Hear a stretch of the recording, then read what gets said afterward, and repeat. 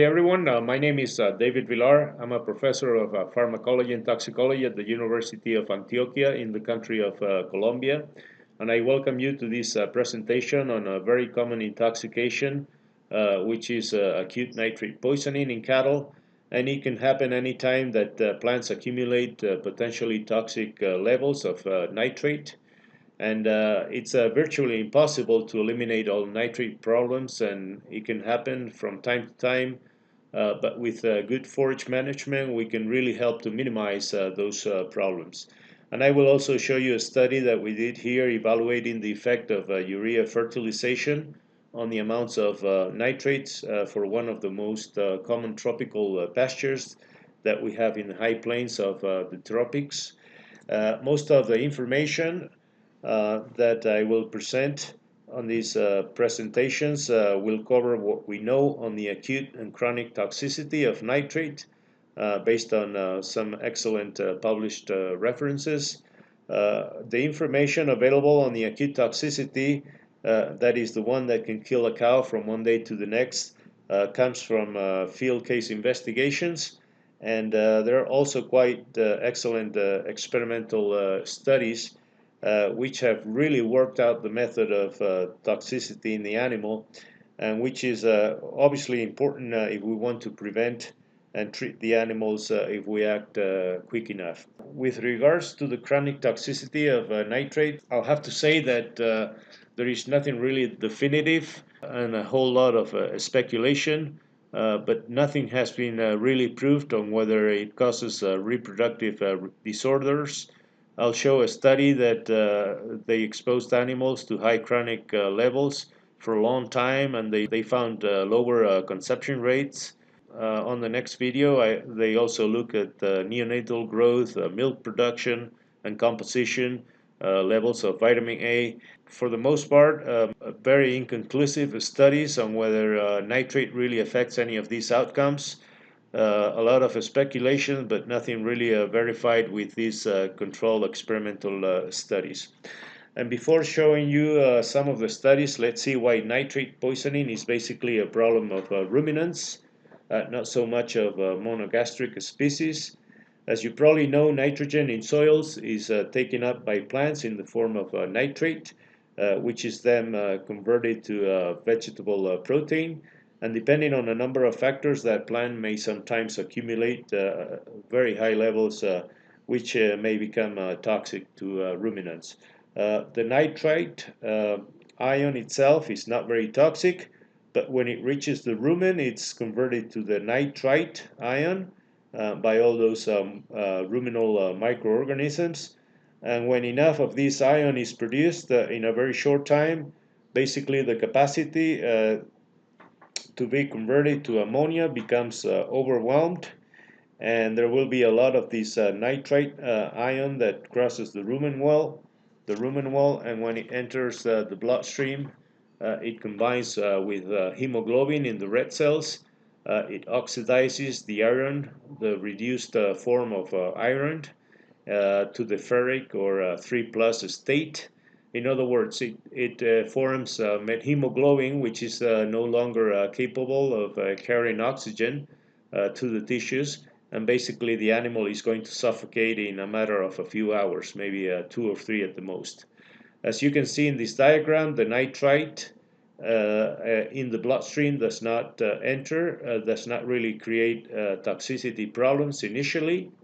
But it can be recycled back into the rumen via saliva or gastrointestinal juices. As I mentioned, nitrates are not really a concern to monogastrics, and the reason being is that if there is any conversion to nitrites, it's going to take place closer to the end of the digestive tract, and really in this situation there is less opportunity for this toxic nitrite ion to be absorbed. As you can see, death to the animal will take place with the formation of at least 75% methemoglobin. So you really have to convert much of the animal's hemoglobin in order to kill him. As I said, there are plenty of field case reports documenting the acute toxicity of nitrate. And some of the older literature has excellent papers. Here is one showing the number of animals that died in 9 different incidents reported to the Oklahoma Veterinary Diagnostic Lab. And it shows that the percent of nitrate that was measured in the sorghum hay and that was fed to those cows. On the left table, they included a list of the different forage plants based on their tendency to accumulate nitrate. And as you can see, of all the different grass species, sorghum and Sudan grass are at the very top. They are followed closely by the most typical cereal crops like wheat, oats, rye, barley, and so on. Now, apart from causing acute death, the other problem or the other toxic effect that an acute intoxication will cause is an abortion if the cow becomes sick from the intoxication, but not to the point of dying. And as you can see in this study, which dates back to 1940 from the University of Wyoming Agricultural Experimental Station, they had pregnant cows that survived in a number of different incidents, but they all ended up aborting. Probably all these animals had to become sick in order to abort. And this is actually important because the notion that a chronic exposure to nitrates will cause abortion has not been really proved. But in acute exposures, it will definitely happen. Now, the conclusions from these early studies on field cases were that the concentrations of nitrate were at least equal, if no more than 1.5% on a dry weight basis. And the animals had either ingested a forage or hay that, apart from having lost all its water content, was being offered in a feed bunk. And obviously, the amount ingested in a given time would be much greater if the animal happens to be walking around searching for its own food. So really, in none of these cases they report any intoxications from animals being on pasture. Although I'll have to say that this could definitely also take place. If we look at some of the experimentally controlled studies, they also initiated quite early. This one is from 1940. And they wanted to find the minimal lethal dose, and they administered potassium nitrate as a salt, which would obviously very quickly available to the animal.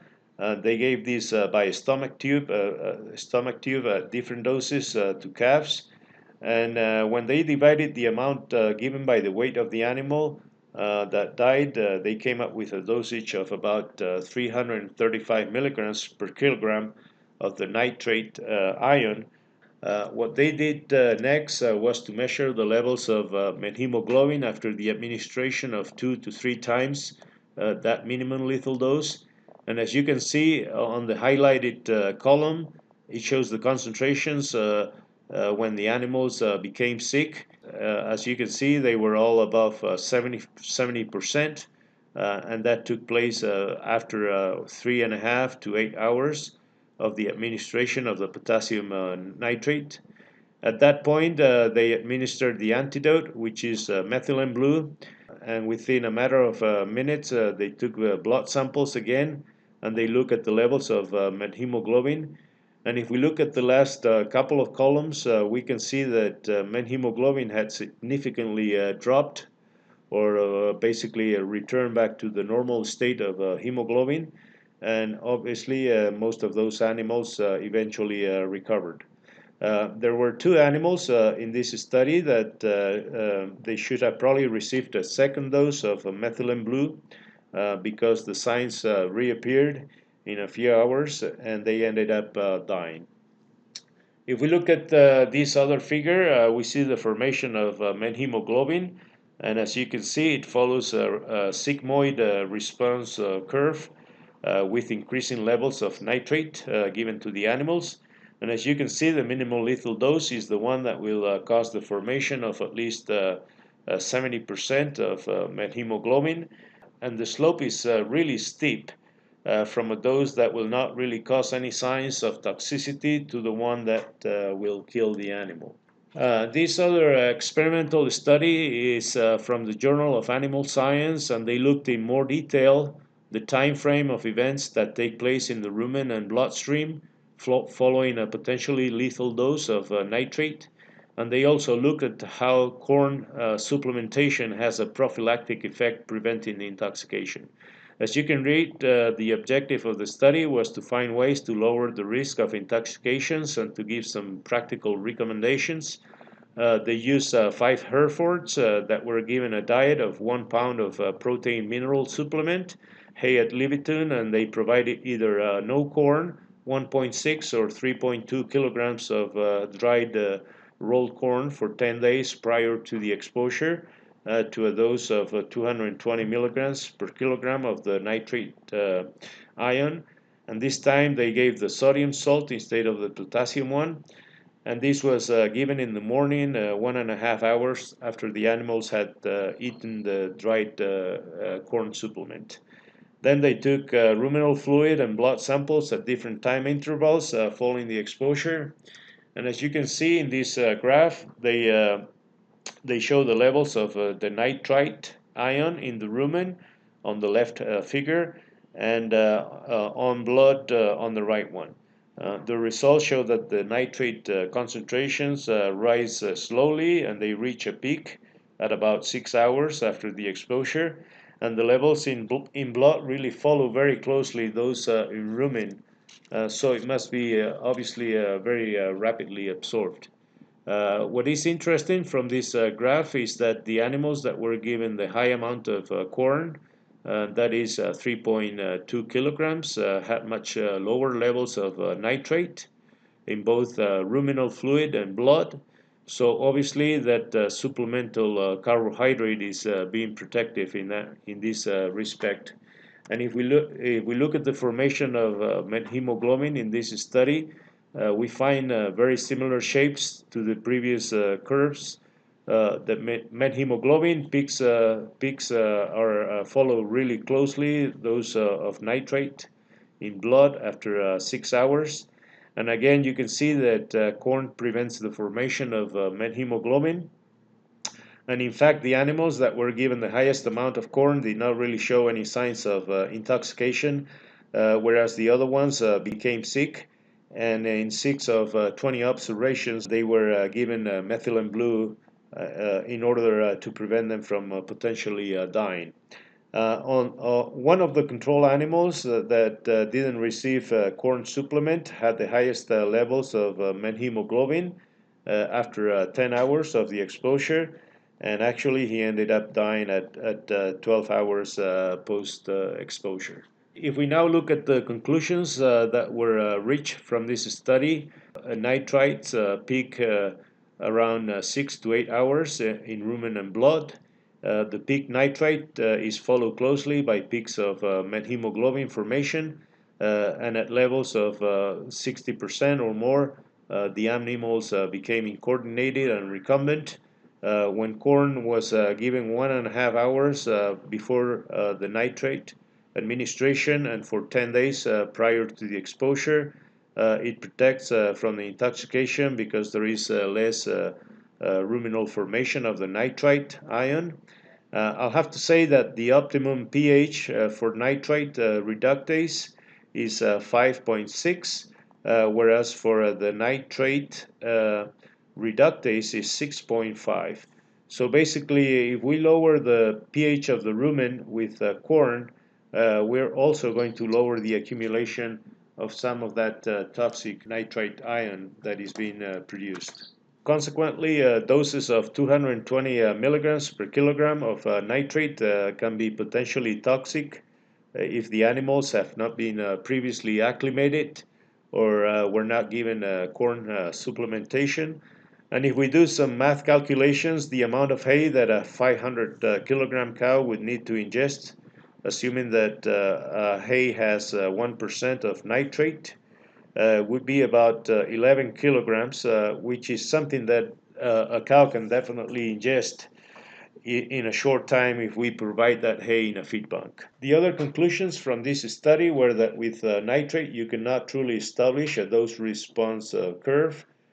for acute toxicity, because the toxic dose will vary a lot with factors like the speed of consumption, whether there has been some previous exposure to high nitrate, because they will develop some tolerance mechanisms, and that concomitant ingestion of soluble carbohydrates like corn or some other cereal grain are definitely protective. As I will show on the next video, a previous exposure results in adaptation, and what happens is that nitrite is reduced much faster to ammonia, about 3 to 5 times quicker, and so it does not build up as easily, and this ability takes between 3 to 5 days, and it can be lost as quickly as it can develop.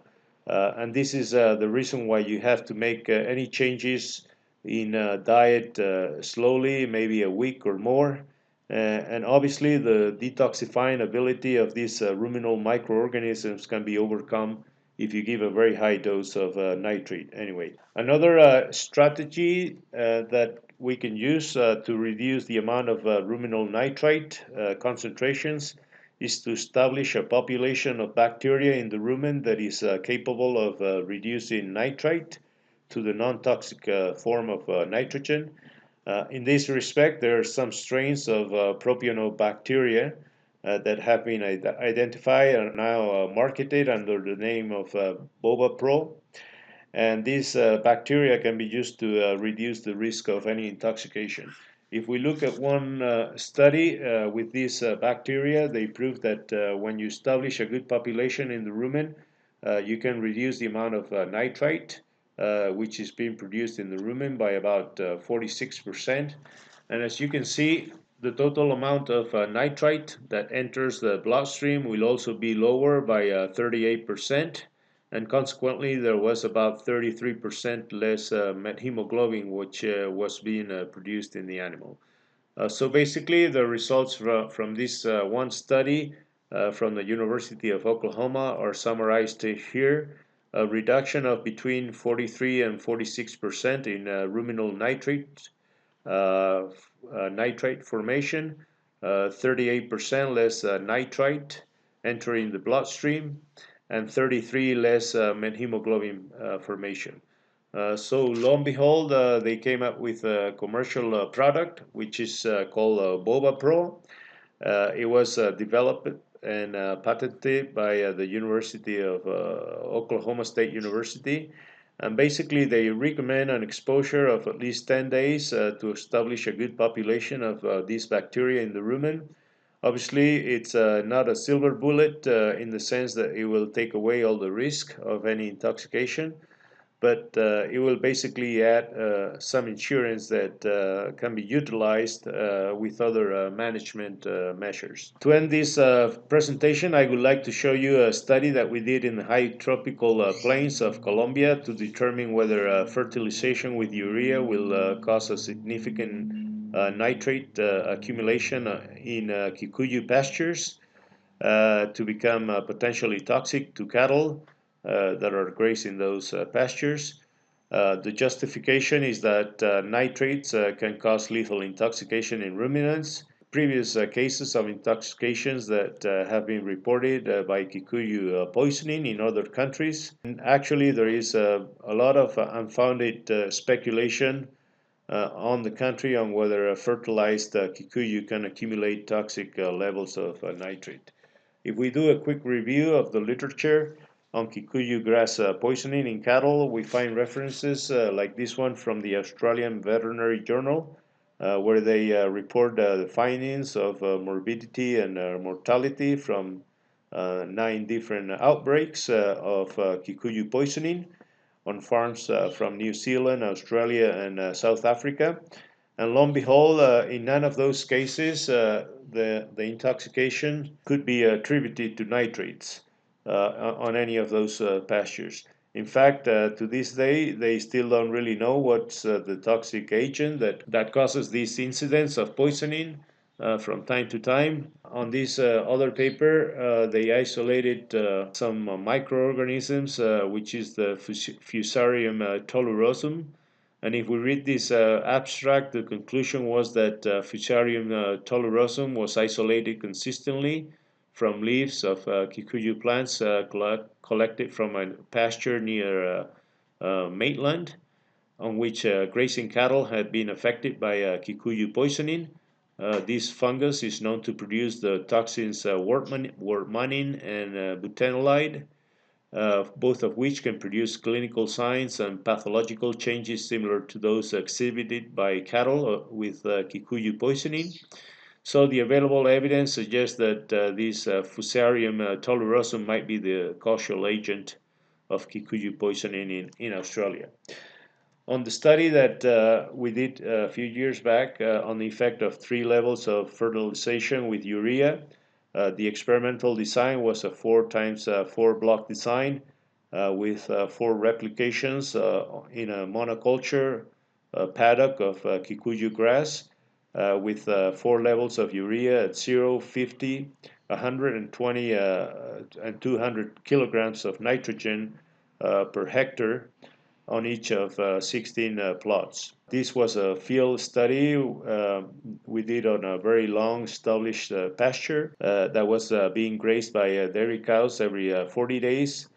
So we applied the urea as a top dressing and the collection and then collected grass samples at the end of the 40-day growing period. And this was done to mimic the exposure that grazing at that time would have on cattle that are introduced in this pasture. We took whole grass samples, including leaves and stems. What we did was to estimate the biomass. We did chemical analysis for nitrates by ion chromatography. If we look at the results of this study, there was a greater dry matter yield in all the urea treated plots compared with the untreated ones. But there was really no correlation between biomass production and increased application of urea. If we look at the right figure, when the samples for each urea application rate were combined, we can see that the rumen mean concentrations of nitrates were significantly increased from about 300 parts per million to 800 parts per million with the highest rate of urea. And it is not showing here, but there was a very large variation within each treatment, and really none of the samples reach 5,000 parts per million, which is kind of the threshold limit for making any recommendations to limit consumption. So in conclusion, the results show that fertilization with 4 times the usual rate of nitrogen did not really cause nitrate to accumulate and to really pose a health risk to cattle. However, I should probably point out that in this study we didn't really look at any other factors that may also influence how much nitrate the plant accumulates. Having said this, I thank you for watching this video. On the second part, we will review some of the studies that have looked at the chronic effects of high nitrate exposure in cattle. So I invite you to see that other one if you want to know more on this topic. So thanks again, and bye-bye for now.